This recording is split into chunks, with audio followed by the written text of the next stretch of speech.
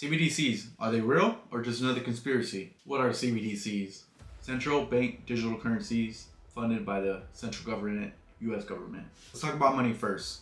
In order to understand what CBDCs are, we gotta look into money. What is money? Money is debt. If you look at the U.S. national debt, it's about $3,200 trillion. Each U.S. citizen has about $95,000 in debt, as shown in this clock.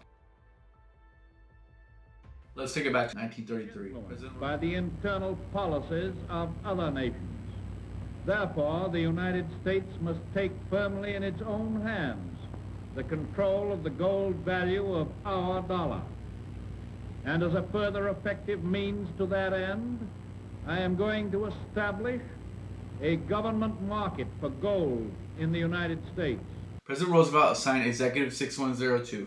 That was for the American public who owned gold coin, gold bullion, or gold certificates to turn into the U.S. government by May 1st. On May 10th, the U.S. government had collected $300 million in gold, $470 million of gold certificate. Let's fast forward to August 15, 1971. I have directed Secretary Connally to suspend temporarily the convertibility of the dollar into gold or other reserve assets, except in amounts and conditions determined to be in the interest of monetary stability and in the best interest of the United States.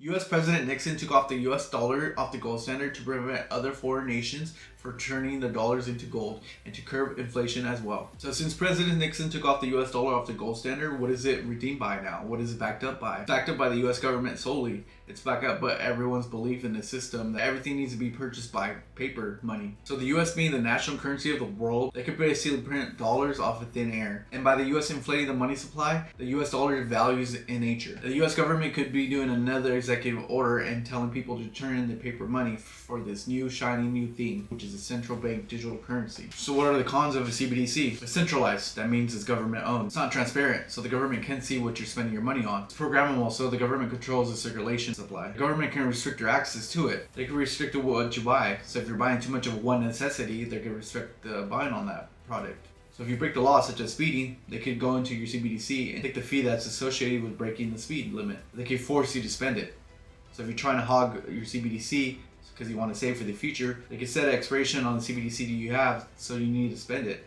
The pros that could be associated with the CBDC that the government's going to reflect, that you can have your money instantly, no third party such as a bank. Also by showing that CBDCs are 24/7, 7 days a week instantly, not like regular banks that are closed during the weekend and also on the federal holidays. Now I know we're not a communist country like China, but this could be some form of an example of how CBDC works. In 2014, China's social credit system ranks citizens and punishes them with throttled internet speeds and fight bans if the Communist Party deems them untrustworthy.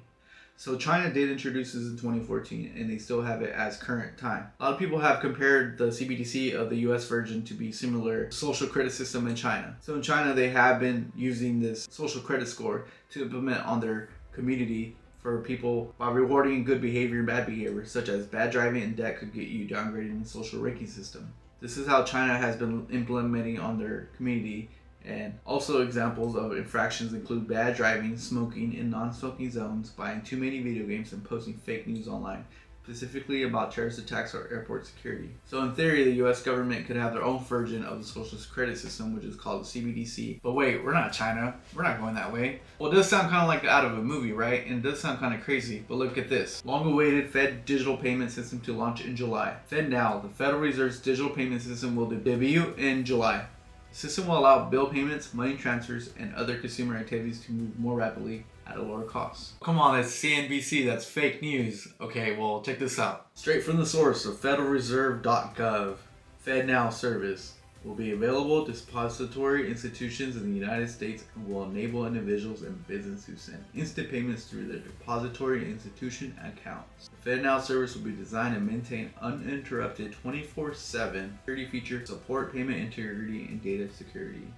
This service will have a 24-hour business day each day of the week, including weekends and holidays. The target release date for the service is May to July 2023, as development of the FedNow service progresses. So not much of a game theory anymore. It is here. We're transitioning that way, it seems to. Not trying to scare anybody, but just alert what's going on in a financial institution, because money does matter.